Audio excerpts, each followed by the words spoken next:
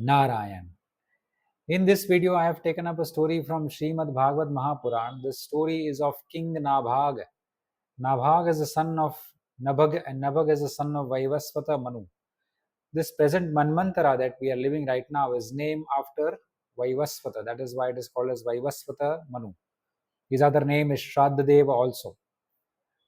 Now, this story has a very clear and strong message. It says that if we speak truth to our own self, if we don't deceive our own selves, and if we speak truth to others as well, there is no limit to the gifts and boons that the gods can bestow on us. The gods can even bestow their own very selves to us, much less whatever boons that we ask of them. So it's a very, very strong message that for the best boons that we seek, the best kind of gifts that we seek from the gods, we must undergo a very, very severe penance.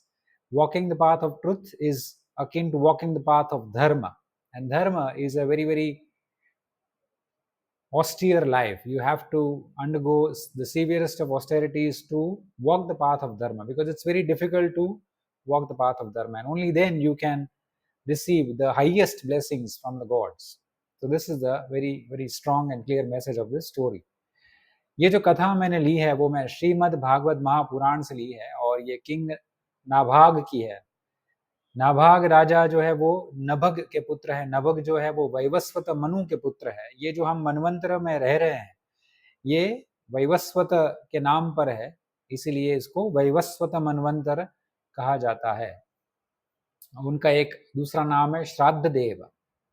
और ये कथा जो है वह उसका एक ही उत्कृष्ट उद्देश्य है, उपदेश है कि अगर हम अपने आप से सत्य बोले और हम दूसरों से भी सत्य ही बोले और हम सत्य के मार्ग पर ही चले। सत्य का मार्ग माने धर्म का मार्ग है। धर्म के मार्ग में अनेक पीड़ाएं आती है, अनेक कठिनाई आती है, पर उसी को श्रेष्ठ फल मिलता है जो धर्म के मार्ग पर टिका रहता है। वह कभी यहाँ से हटता नहीं है, वह पर्वतीय स्थिरता बनी रहती है उसकी, तो उसी को श्रेष्ठ फल मिलते हैं। यहाँ तक कि भगवान स्वयं अपने आप को भी समर्पित कर सकते हैं ऐसे पुरुष पर जो सत्यनिष्ठ हो, सत्यव्रती हो और सत्य के मार्ग पर ही चलता हो, धर्मनिष्ठ हो। तो ऐसे बहुत ही कम रत्न देखने को मिलते हैं हमारे जीवन में, और ये सिद्धांत ये कथा के द्वारा उद्भाषित होता है कि आपको अगर उत्तम फल चाहिए, आपको उत्तम तप करना पड़ेगा। अगर आपको उत्तम तप नहीं करना है तो आप उत्तम फल की अपेक्षा नहीं रख सकते हैं। ये क्लियर है, और ये सभी कथाओं में से क्लियर मैसेज ही है। अगर आपको उत्तम फल चाहिए तो आपको पीड़ा, जो धर्म की पीड़ा है, वो आपको भोगनी ही पड़ेगी, और यही परीक्षा है। उत्तम फल के लिए आपको थोड़ा पुरुषार्थ करना ही होगा, और क्यों न करें, क्योंकि उत्तम फल अगर प्राप्त करना है तो वह पुरुषार्थ भी मीठा लगता है।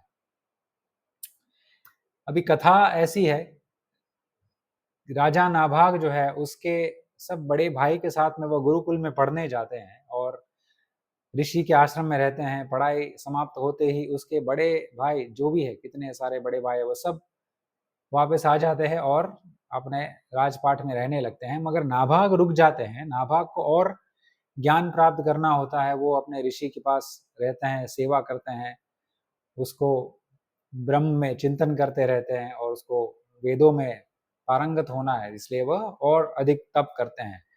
तो उनके जो बड़े भाई है उन सभी को लगता है कि कदाचित हमारा छोटा भाई ब्रह्मचर्य का निर्वाह ही करेगा, वह गृहस्थ में नहीं आएगा। तो हम एक काम करते हैं, हमारी जो संपत्ति है वो आपस में बांट लेते हैं। तो उनके सभी बड़े भाइयों ने बराबर हिस्सों में संपत्ति अपने अपने हिस्से में जो आती थी वो बांट ली और वहीं रहने लगे। और अचानक फिर एक दिन नाभाग वापस आए और कुशल मंगल पूछा भाइयों को, सभी को मिले, और फिर उनको पता चला कि इन्होंने तो राज्य का बंटवारा कर दिया है। तो नाभाग ने उनसे पूछा कि मेरे हिस्से में क्या आया है, और उनके बड़े भाइयों ने बोला कि आपके हिस्से में पिताजी आए हैं।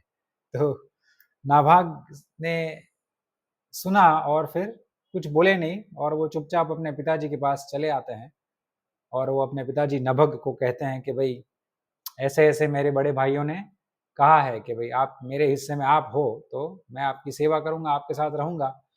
तो उनके पिता कहते हैं कि आप क्रोधित ना हो, मुझे पता है आप मेरे बेटों ने क्या किया है, मगर एक काम करते हैं, हमारे पास अभी इतना कुछ धन नहीं है, हमारे पास इतनी संपत्ति नहीं है, तो हमारे राज्य में भृगु के जो वंशज है वो सब ऋषि आते हैं, विश्वदेव यज्ञ का आयोजन किया गया है और हर छठवें दिन वो आते हैं और मंत्रोच्चार करते हैं, मगर मैंने सुना है कि वो मंत्रोच्चार में भूल करते हैं। अगर आपने ज्ञान प्राप्त किया है तो आप एक काम कर सकते हैं कि वहाँ पर जाकर आप उनकी भूल सुधारिए और वह प्रसन्न होकर वह यज्ञ के समाप्त होते ही जो भी सामग्री, जो पदार्थ वहाँ पे बचे हुए होंगे वो आपको दे देंगे।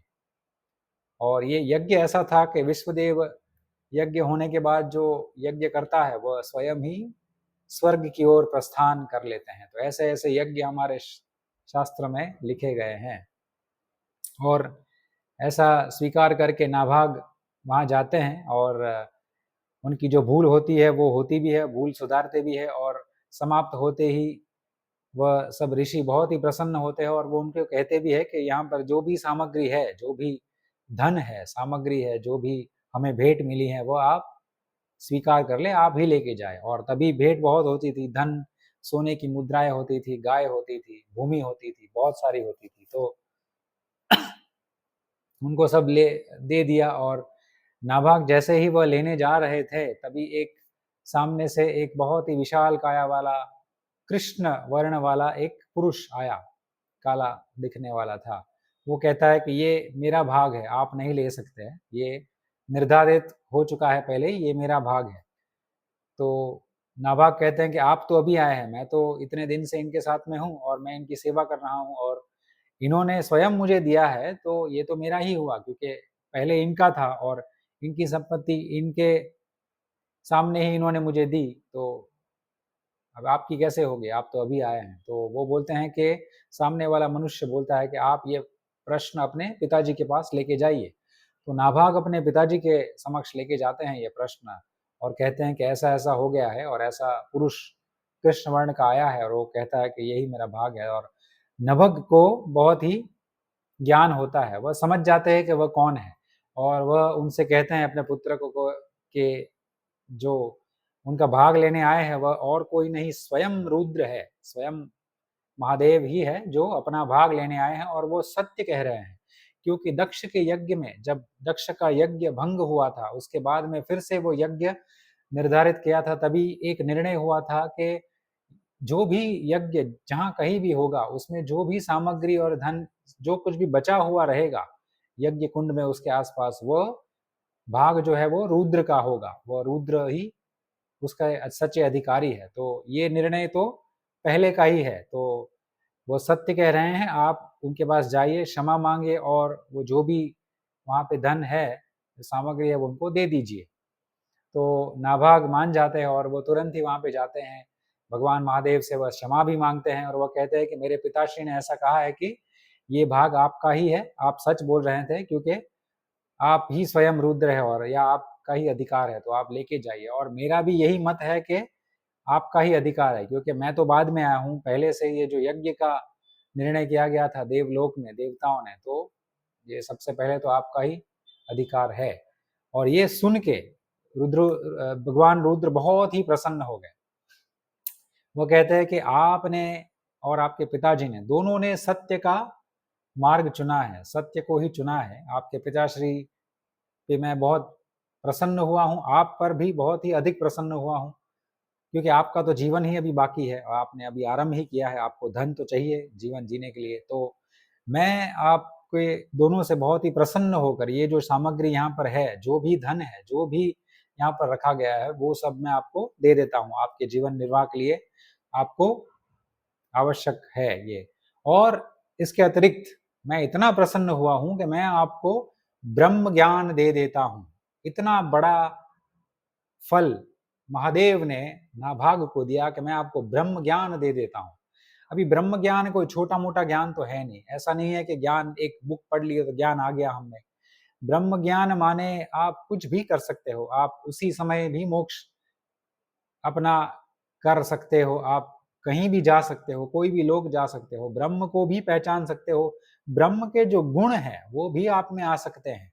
तो यही हुआ ब्रह्म ज्ञान। आप या घर तो नहीं मगर आप एक दिव्य लोक अपने लिए बना सकते हो। इतना ज्ञान ब्रह्म ज्ञान में होता है। जैसे विश्वामित्र ने त्रिशंकु के लिए बनाने का प्रयास किया था। तो ब्रह्म ज्ञान बहुत ही बड़ी भेंट है जो रुद्र भगवान ने नाभाग को दी है। और आपको ये देखना है, हमको ये देखना है कि इन्होंने सत्य बोलने के माध्यम से ब्रह्म ज्ञान प्राप्त किया है।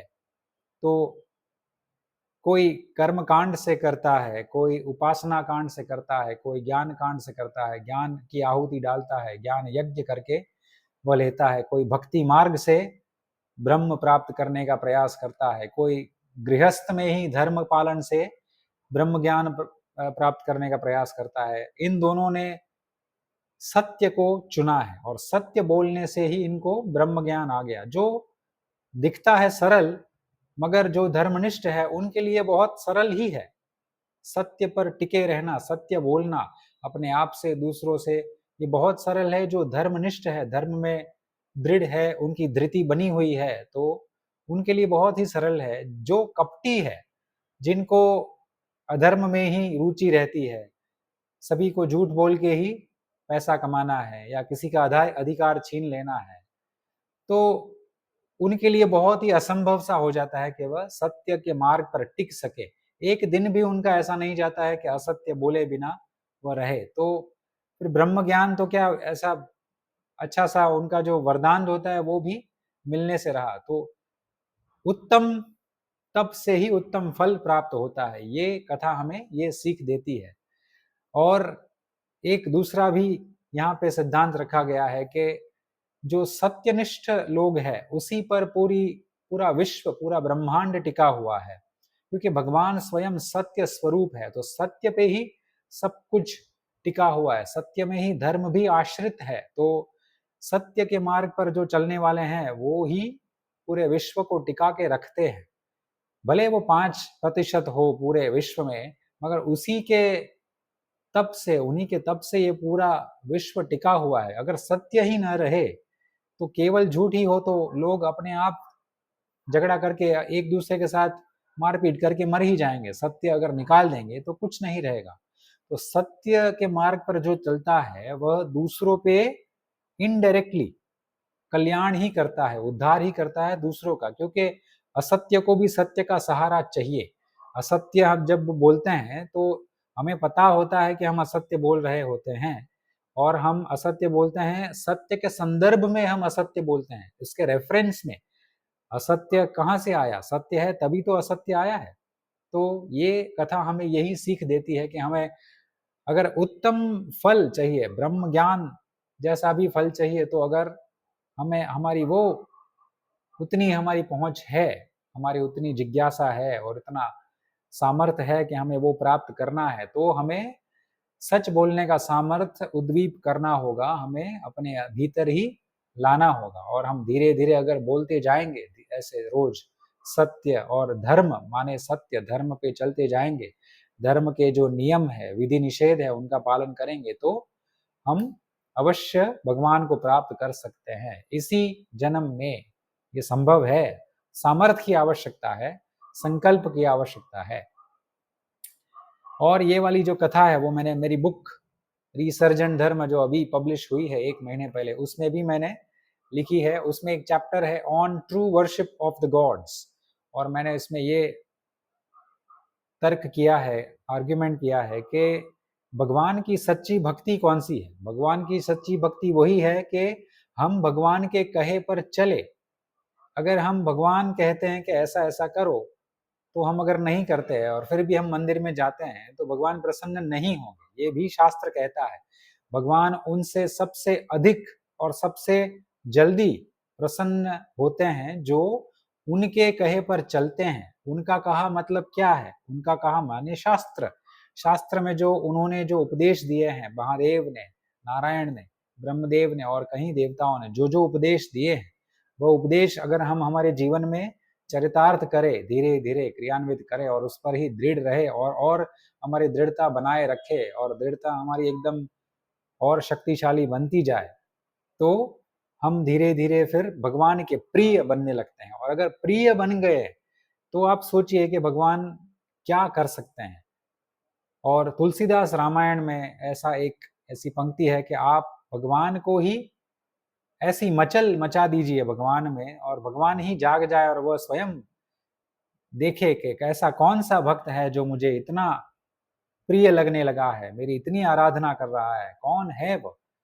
कोई भी माध्यम हो, सत्य के माध्यम से ही हम भगवान की ही पूजा करते हैं, तो भगवान को तो सब वहां तक पहुंच ही जाती है हमारी पूजा। हम सत्य बोलते हैं, वो भी एक तप है, और ये वाणी का तप कहा गया है। सत्य बोलना वो वाणी का तप है, और हमारे अंदर वाक सिद्धि भी आ सकती है, और फिर भगवान भी प्रसन्न हो सकते हैं। तो ये सब मिला के मैंने ये चैप्टर में डाला है, on true worship of the gods, कि हम पाखंड न बने, हम खाली सनातनी होने का, हम धर्म पे चलने का हम दिखावा ना करें, हम सच्चे धर्म पे चले, हम सच्चे मनुष्य बने, हम सत्य बोले हमारे पड़ोसी से, हमारे परिवार में, हमारे सबसे पहले तो अपने आप से हम सत्य बोलना ही आरंभ करें, और फिर हमारे जीवन में धीरे धीरे करुणा की वर्षा होती है भगवान पे, और फिर हमारे जो सारे जो इच्छाएं हैं वो धर्म के माध्यम से ही पूरी होती है। हमारी सारी इच्छाएं भी पूरी होती है, हमने जो सोचा नहीं है, कल्पना नहीं की है, वो भी भगवान हमें दे देते हैं। तो इतना प्रसन्न हो जाते हैं भगवान अगर हम उनको प्रसन्न करने का प्रयास करें तो।